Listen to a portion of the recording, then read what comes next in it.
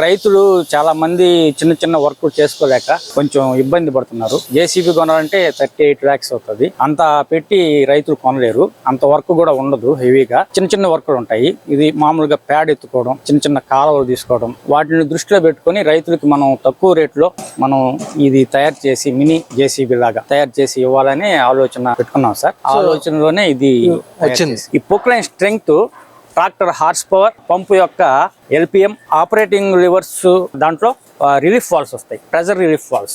దాన్ని బట్టి ఇది ఆధారపడి ఉంటుంది. ఇది మినిమం సైజ్ సార్. ఇది మాక్సిమం ట్రాక్టర్ హార్స్ పవర్ నుంచి పెంచుకోవచ్చు. లోడ్ పడేదానికి కూడా అవకాశం లేదు ట్రాక్టర్ ఇంజిన్ మీద.